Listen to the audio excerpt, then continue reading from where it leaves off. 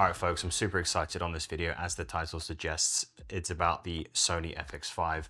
Had the opportunity to borrow one for just about a week. Super grateful for the opportunity from Sony. Now, just a little heads up, after this next sequence of results that I've been able to make with the FX5, I do kind of yap on a little bit about my thoughts on the camera. If that's something that doesn't interest you, then don't feel like you have to stay. My main goal is to showcase the capabilities of this camera.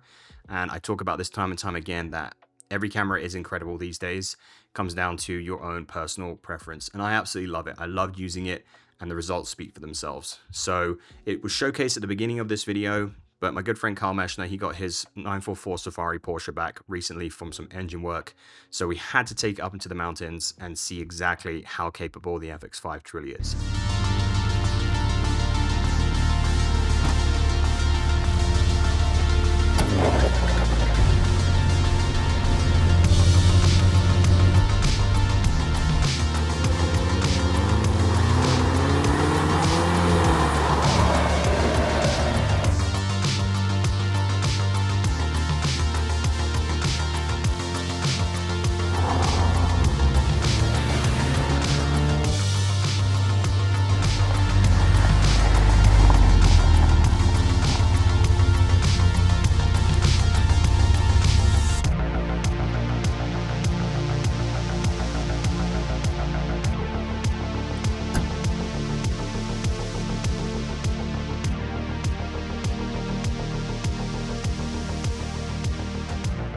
We're in an age and a state right now where any camera from the last 5 years is incredible, super capable, but they have, minor differences. Some have larger differences. That's going to be very specific and personal to the individual.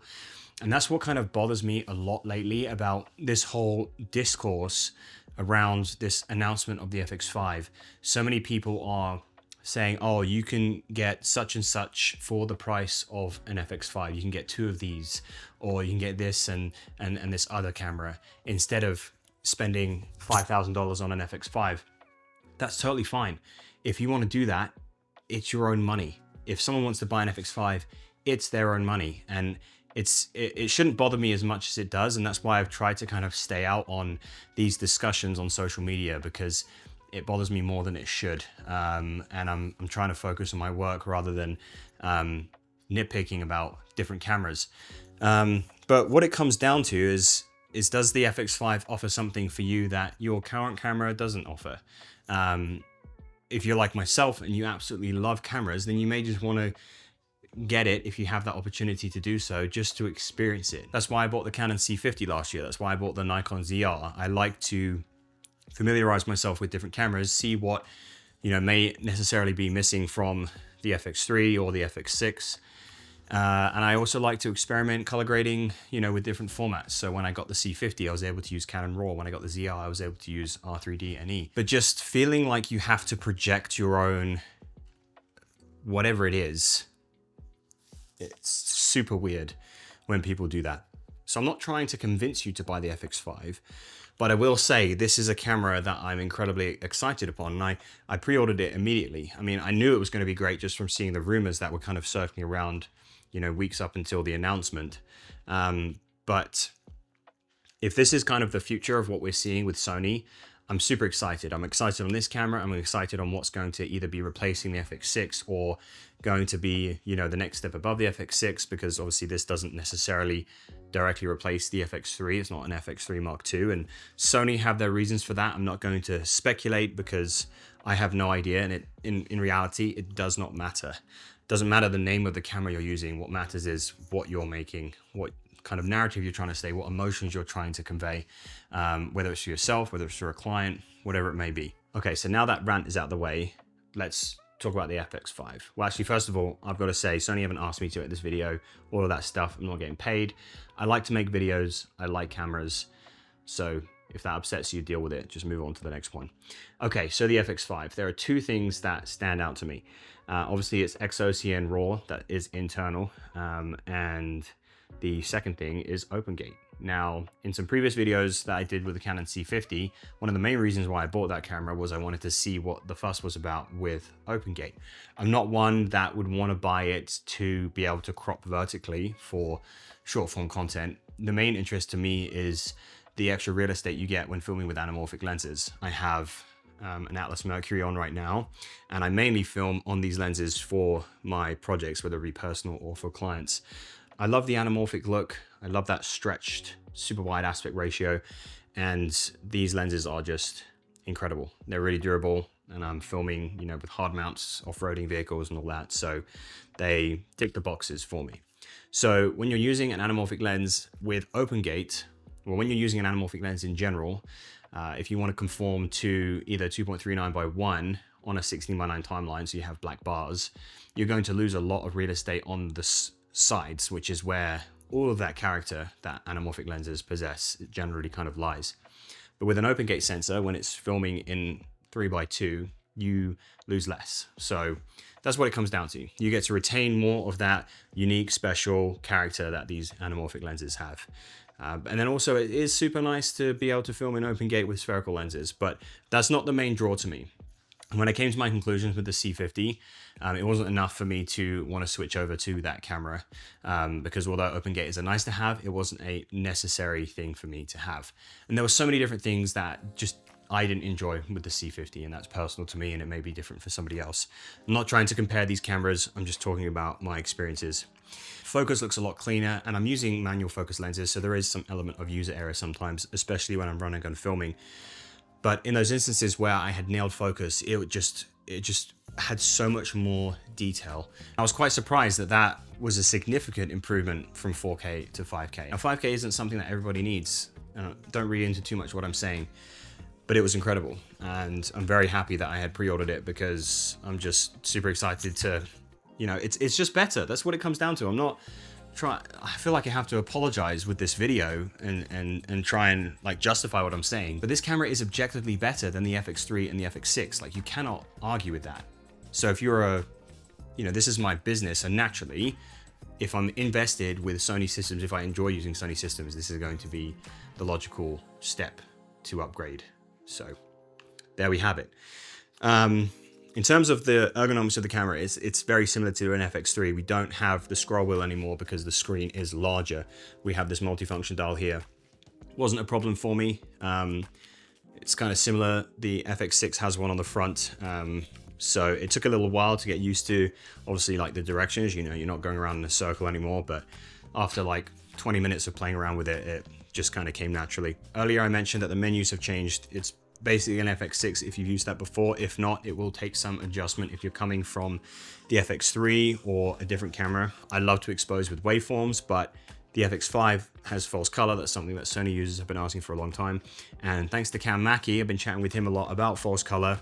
False color is a game changer. And I haven't used it because the FX6 doesn't have it. And I don't generally use external monitors on my FX6 all that much because I like to keep a small platform. So I just haven't experienced false color.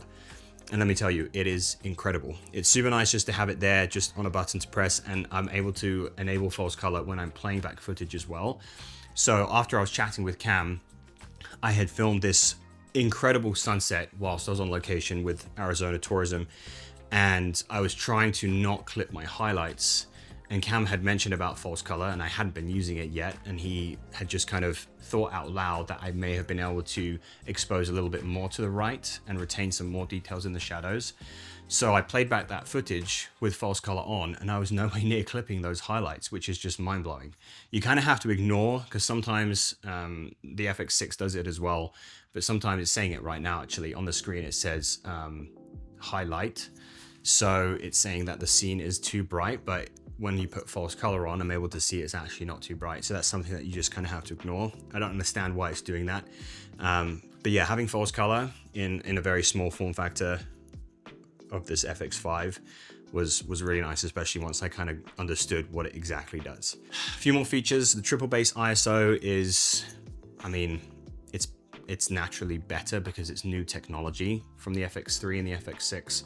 So I found myself kind of sitting more on that second base of 4000 because then I'm able to, just crank up my neutral density filter a little bit more.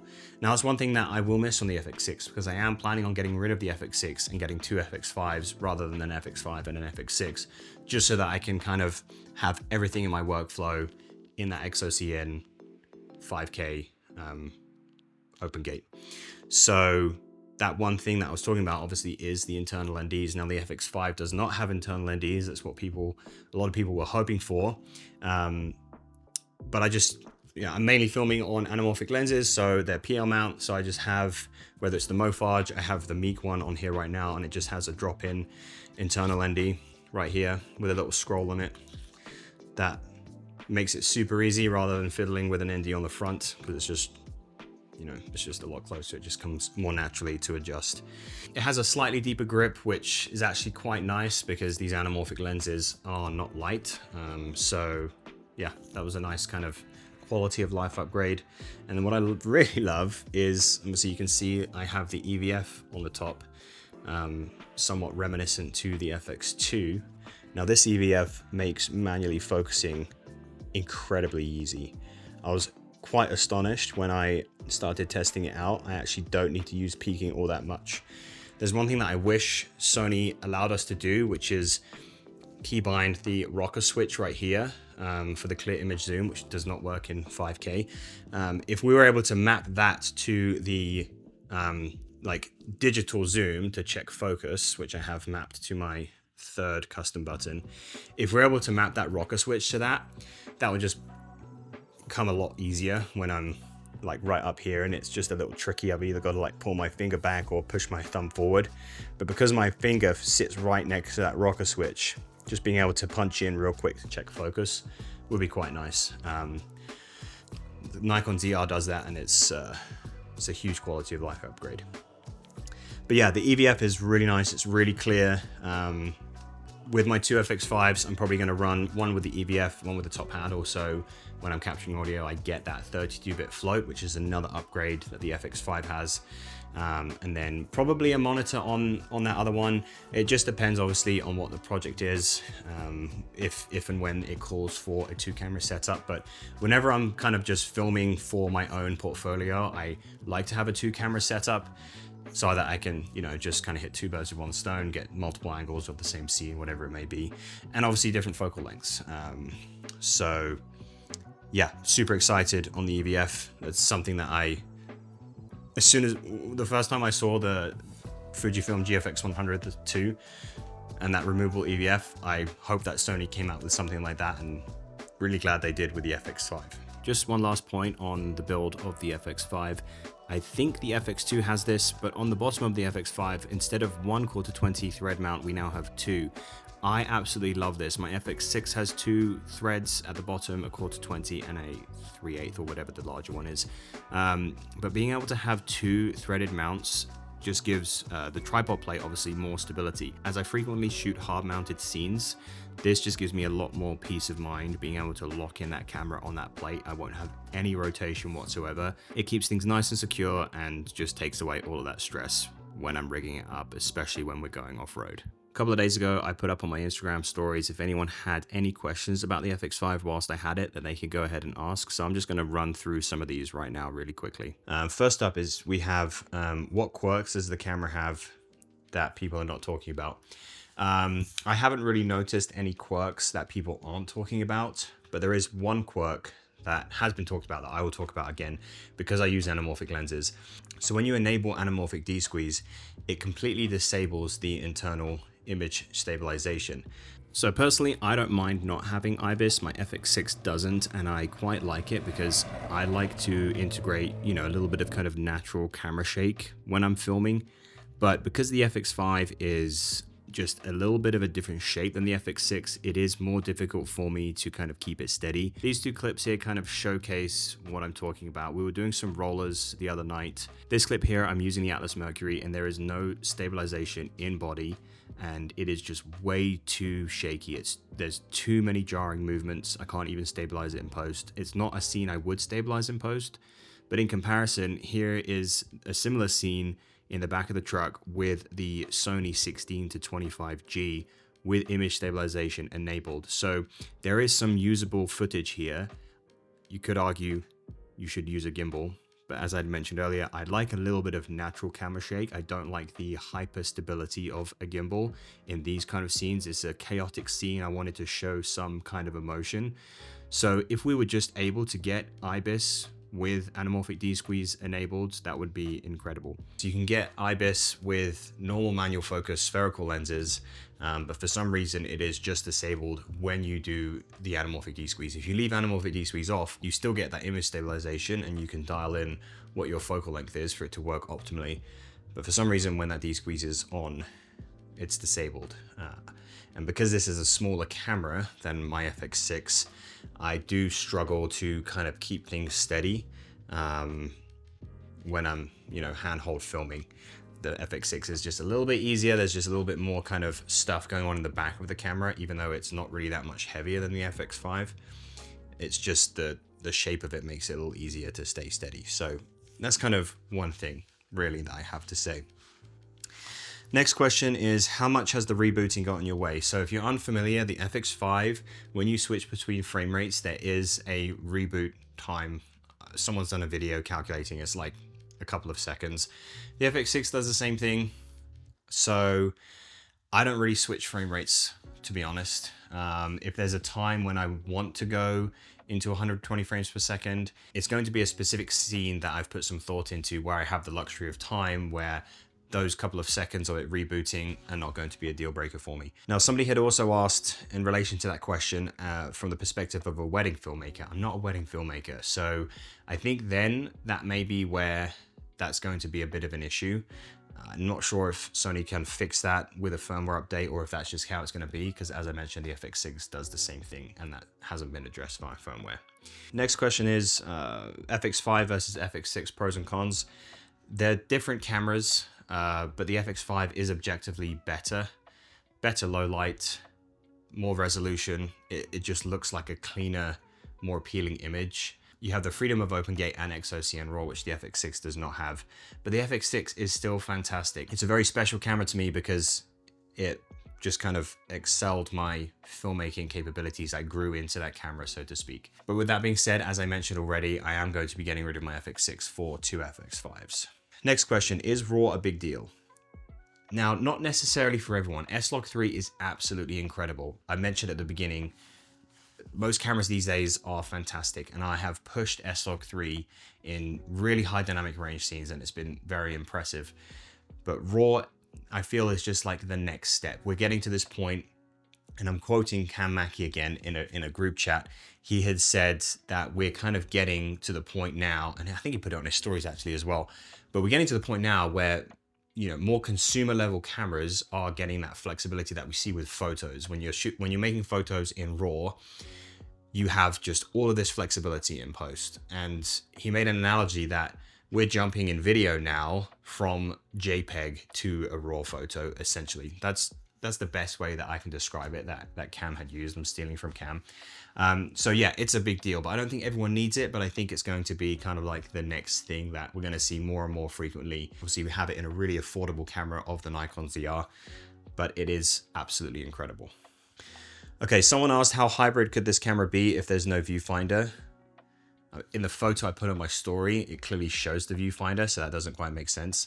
It's not a hybrid camera though, because it does not make photographs. How good is the XOCN C2? Is it close to R3D or no? I have not tried out the XOCN C2. I've just been filming in the highest quality, which is the LT. The LT is absolutely fantastic, but one thing I will say is that the LT is significantly smaller than the R3D NE on the Nikon ZR in terms of its file sizes. And that's one of the biggest turnoffs for me of the ZR, is the file sizes are enormous. Storage isn't cheap these days. So one of these comparisons that I've seen of people saying get the Nikon ZR and a bunch of lenses over the FX5 because of the price, you're gonna be paying out of the nose for storage to manage those R3D files. Next question is it a worthwhile upgrade from the FX3 as opposed to the FX6? I think it makes more sense going to the FX5 if you have the FX3. The FX6 just kind of feels like a slight diagonal step, a little bit to the left, a little bit forward. It is the same sensor as the FX3. You have a few new features such as the internal NDs and just more rigging options. But if you are looking for an upgrade, if you're itching to upgrade, the FX5 I feel is the natural progression because of that upgraded image quality, the open gate and the RAW, all of these things I mentioned already. Size and weight comparison to the FX3, it's basically the same, it's just slightly deeper and the grip is bigger, as I had mentioned earlier. Color grading process with RAW. So this one, I like this question. RAW was very daunting to me when I started with the Nikon ZR, but I edit in DaVinci, and DaVinci has its own window in the color grading tab. It's the very first one for camera RAW. So when you import a RAW clip, you can just choose your color space and gamma. So slog3, sgamma3.cine, and then I just do my normal color grading process. So it's kind of like an additional step in the color grading process, but within that RAW window, you are able to change your ISO. You can do all of your white balance, your tints, highlights, shadows, saturation, contrast. It's all there, and it saves you having to do some nodes downstream. Some people may edit differently, but that's kind of how I've been editing these RAW files, and I've had some really good results. All right, folks, so that sums up this video. If you had any more questions about the FX5 that I didn't address, or if you missed my Instagram story, then don't hesitate to reach out on Instagram or drop a comment down below, and I'll do my best to get back to you. But like I said, I have this pre-ordered, so I will be getting it hopefully on the 18th of August, and more videos will be coming because this is what I'm going to be using going forward. I'm very excited. I think Sony knocked it out of the park with this camera, but what it comes down to at the end of the day is we are spoiled as filmmakers. There are so many options out there. Everyone's preferences are different. You just got to find what camera works for you and what ticks the most boxes for you. So thanks for watching, and I'll see you in the next video.